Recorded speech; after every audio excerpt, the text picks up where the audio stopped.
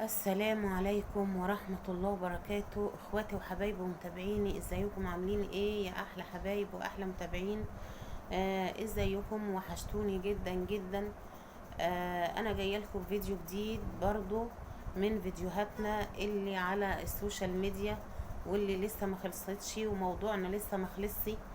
والموضوع بتاعي النهاردة موضوع برضو لسه شاغل الرأي العام، ولازم يشغل الرأي العام كل يوم ويوميا وعلى طول. ولازم الأم تبقى حريصة جدا جدا وتوعي ابنها أو بنتها في أي حاجة تحصل معاها في الشارع. الموضوع بتاعنا النهاردة يا جماعة هو التحرش برضو. قصة ياسين ما خلصتش، في قصص كتير وحوارات كتير وموضوعات كتير وأطفال كتير اتعرضت للموضوع دوت. والأطفال دي مش بتتكلم، لدرجة ان انا لسه قارية موضوع، والله العظيم قصة ام مؤثرة جدا، لدرجة ان ابنها اختفى من 8 سنين. شايفين من 8 سنين. فالموضوع دوت، وبعد مرور 8 سنين من الموضوع ده، بصت لقت جثة ابنها مدفونة في الرمل في البيت اللي جنبها. ليه؟ برضو لان كان واحد حيوان اتعرض على ابنها، او اتعرض، او سوري في اللفظ، هتك عرض ابنها. والولد لما جه يصرخ، راح الراجل حط ايديه على بقه، وفي الاخر راح فحت له في قلب الرمل. البيت ده كان تحت الانشاء. فحت له في الرمل وحاطط ودفن الولد. لما جه مشتري جديد اشترى البيت، وهو برضو بينقل الرمل وبينقل الرمل والزلط والحاجات اللي موجودة، فلقى جثة طفل برضو في عمر 8 سنين او 7 سنين، مدفون في قلب الرمل. فراحوا مناديين على جارتهم اللي ابنها اختفى من 8 سنين، ولقت الهدوم اللي ابنها اختفى بيها هي نفس الهدوم اللي في قلب الهيكل العظمي. طبعا عملت محضر وعملت تحريات واثبتت، وجابوا الراجل اللي اغتصب الولد بعد 8 سنين. والمشكلة كمان ان كانت هي بتصرف. بص المشكلة بقى اللي ضايقتني اكتر واكتر، ان هي كانت بتصرف تموين للولد على اساس ان هو عايش وتايه، ومصيره هيرجع في يوم من الايام.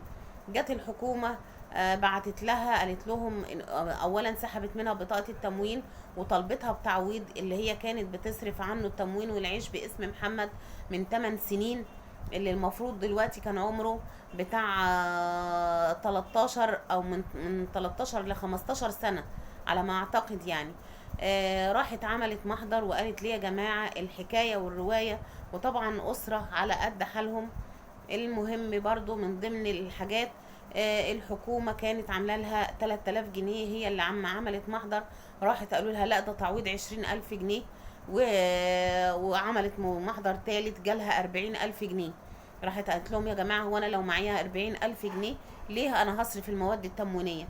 ما أنا كنت حطيتهم في بنك وجابوا لي أحلى حاجة، واجيب أحلى زيت وأحلى سمنة وأحلى سكر وأحلى مكرونة، بعيد عن التموين ووزارة التموين. دي برضو يا جماعة شوف لدرجة ايه، ان هو اغتصب الولد وقتله ودفنه في الرمل. يا جبروتك يا اخي. وعايزة اقول برضو يا جماعة في حاجة تاني مهمة. الموضوع ده موضوع مهم جدا وجذاب، وفعلا يستحق التوعية بشكل كبير من ناحية الاباء والامهات والابناء والبنات والصبيان الصغيرين خاصة. لان التحرش مش بس ممكن يكون راجل. المتحرش ده مش ممكن يكون راجل بس، المتحرش ده ممكن يكون امرأة، ممكن تكون بنت. تخيلوا، مش لازم يكون المتحرش بنت. ده يعني من الحاجات اللي طبعا لما تكون المتحرش بنت بيبقى الموضوع اخطر واخطر. طبعا فيه بنات شكلها بيبقى بريء وجذاب لكنها بتتحرش. التحرش بس مش يا جماعة انك انت حد يلمسك من اي حركة، هي بتبقى برضو بنظرة غريبة او حركة مريبة، حركة او تصرف او كلمة. طبعا الضحية هنا ممكن تكون بنت أو ولد. بيظهر على البنت الخوف والإزعاج، والولد نفس الطريقة تصرفاته بتتغير. والموضوع ده موضوع مهم جدا، انت لازم تراقبي ابنك، وان كان هو بيروح الحضانة او طفل في المدرسة، تشوف المدرس بيتعامل معاه ازاي، تشوف المدرسة بتتعامل معاها ازاي، البنات بيتعاملوا مع بعض ازاي. فالموضوع دوت برضو يا جماعة موضوع مش بسيط، موضوع لازم بعد قضية ياسين برضو في حاجة كمان. انا والله العظيم من ضمن برضو الحاجات اللي انا شفتها او قريتها، قصة اكيد الكل قراها. عايزة اقول برضو واحد خد بنت عمرها 4 سنين ودخل بها المسجد، ده غير البنت اللي خدوها في المسجد في حمام بتاع العاشر من رمضان دي. فخدها وبعد ما اعتدى عليها، والبنت راحت قالت لابوها وامها ومسكوه، يقول لهم اصلا انا مراتي حامل وممنوع العلاقه، الدكتور قال ممنوع العلاقه. طب يعني وانا الشهوه عندي زايده، هل ده يديك الحق انك انت تعتدي على اي حد في الشارع، تعتدي على بنت عمرها 3 سنين ولا 4 سنين؟ يعني عملت معاك ايه الفكره انك انت اعتبرها بنتك يا اخي. هل انت تقدر حد يعمل في بنتك كده؟ مراتك حامل في بنت او في ولد، مين؟ هل انت كمتحرش انت او اللي انت عملت الحاجه دي، ازاي هتامن على بنتك في الشارع؟ ما هي كما تدين تدان، وان يعني انت اللي انت عملته هيتعمل في بنتك او ابنك. ليه انت كان الرد صادم، اصل مراتي حامل؟ ايه يعني مراتك حامل يعني؟ ما تصبر على نفسك، ايه يعني مراتي حامل؟ فالموضوع ده يا جماعة عايزة اقول برضو في الاول وفي الاخر يعني المتحرش مش لازم يكون ولد، او لازم يكون راجل كبير، او لازم ممكن تكون ست كبيرة. ما تضمنيش ايه الواحده اللي مخه بيختل، ولا البنت اللي مخها البنت دي اللي هي المتحرشه الصغيره دي ممكن تشوف موقف بعد الشر كده، ممكن تكون شافت ابوها وامها حد عمل معاها حاجه مش كويسه، فهي حابه تنتقم، يعني هو بيبقى انتقام. موضوع مهم ولازم كلنا نتكلم فيه. الكل لازم يطلع الافكار اللي عنده، وفي الاول وفي الاخر لازم نرجع لربنا سبحانه وتعالى. امثله واقعيه طبعا في البيوت والمدارس والنوادي بتحصل. ليه؟ لان ده بيجي نتيجه ان سلطه او غيره او مرض نفسي. الحاجات دي ما بتجيش ان لازم اكون ماسك عليكي زله او متسلط، يعني يكون سلطه او غيرانه منك فانا عايزه اكسر مناخيرك، او واحده تكون مريضه نفسيه او مريض نفسي ايا كان بقى، طفل ولا راجل. برضو من ضمن الحاجات اللي انا شفتها واكيد الكل شافها، ولد في سن ال 12 سنه وال 13 سنه، بصيت لقيت فيديو كده ساحب ولد في حته خرابه، ولولا جت ست من بعيد شافتهم. والموضوع ده برضو منتشر على السوشيال ميديا، والحاجات دي ظهرت كتير. هو في ايه؟ ليه؟ لان احنا بعدنا عن اولادنا، سيبنا اولادنا للموبايلات، سيبنا اولادنا للمواقع اللي مش مظبوطه. الام عشان تسكت ابنها دلوقتي تروح لهي بالموبايل، ما تعرفش ابنها بيخش على ايه ولا بيتفرج على ايه. طبعا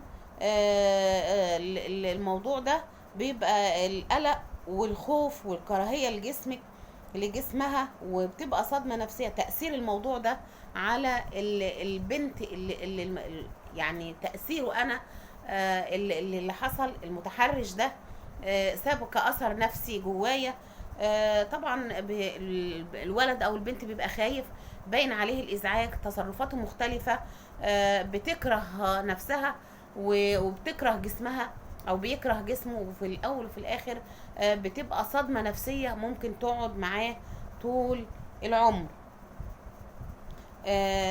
فيه برضو عندنا كمان الحاجات اللي بتحصل، التحرش البنات بالاولاد الصغيرين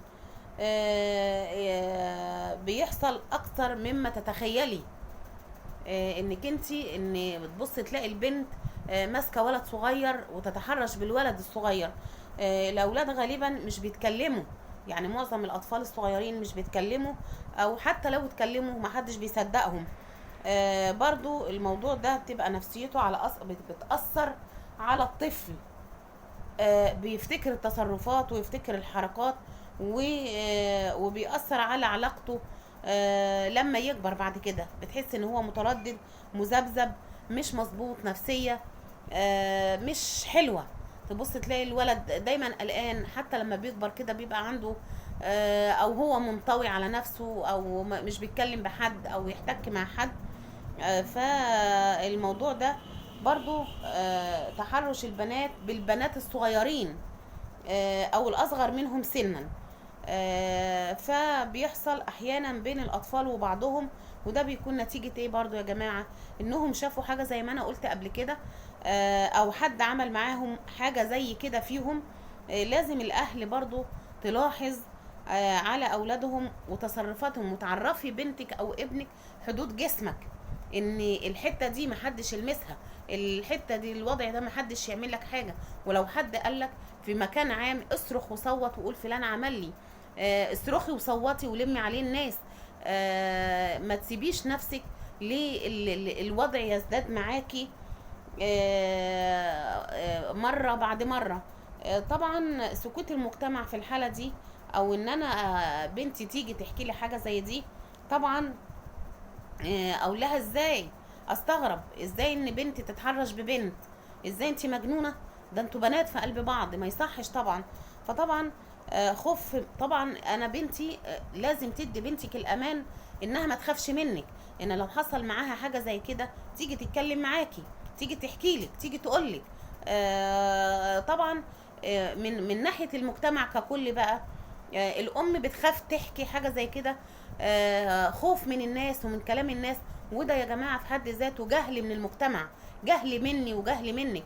الموضوع ده زي ما ام ياسين اثرته، لازم كل اللي عنده حاجه يطلعها ويقولها، عشان خاطر نعلم ولادنا ان الموضوع ده في حد ذاته لازم يكون له نهايه. نهايته ايه بقى؟ انا مش عارفه بصراحه، لان سبحان الله ولا اله الا الله، احنا بعدنا عن ربنا سبحانه وتعالى هو اللي خلانا بالوضع ده، او انشغلنا بس بالفلوس هو اللي خلانا وصلنا للطريقه دي. ما عدناش فاضيين نربي ولادنا، ما عدناش فاضيين نقعد مع ولادنا ونشبعهم مننا، ونعرفهم قيمه البيت والاسره والمجتمع، ونعرفهم غلاوتهم عندنا. طبعا الموقف ده انا لو شفته قدامي هسكت عليه؟ لا طبعا. الفيديو بتاعنا النهارده رساله، انا يعني عايزه اقول ان كل اللي يشوف الفيديو بتاعي رساله انا بقولها، والكل لازم يشارك الفيديو علشان خاطر الرساله دي وصوتي وصوتك وصوت كل اللي زينا وصوت ياسين وام ياسين يوصل لكل الناس. وبرضو اللي عايزه كل اللي يتفرج على الفيديو بتاعي يكتب لي رايه في الكومنت، وتقول لي رأيك عموما في الكلام. هل الموضوع يستاهل النقاش؟ هل الموضوع يستاهل الطرح على المجتمع؟ هل احنا المفروض احنا نعمل ايه في الموضوع دوت؟ نتصدى له ازاي، او نبعد عنه، او نحذر ابنائنا منه ازاي وبناتنا ازاي؟ زي ما قلت لكم في الاول يا جماعه، المتحرش مش لازم يكون راجل، لا، ممكن يكون البنات بالبنات، الصبيان بالصبيان، البنات الكبار بالبنات الصغيرين، البنت بالاطفال الصغيرين. برضو يعني في حاجه حصل، مش عايزه اقول، مش عارفه اقولها اجيبها ازاي. اللهم صل على سيدنا محمد. الموضوع ده يا جماعه لما بيحصل في اي بيت، الاسره بتقولك انا بخاف من الفضيحه. فضيحه ليه يا جماعه؟ لو بتخافوا من الفضيحه ما كانتش ام ياسين عملت الموضوع دوت، او اثارت الجدل حول الموضوع ده عشان حق ياسين يرجع وحق غيره يرجع. وفي اطفال كتيره تعرضت للموضوع ده، بس للاسف اهاليهم سكتوا، واللي فجر الموضوع ده ياسين وام ياسين. برافو عليك يا ام ياسين، ربنا يديك الصحه والعافيه ويخليهولك، ويقدر يتخطى الصدمه اللي حصلت له وينسى الموضوع دوت.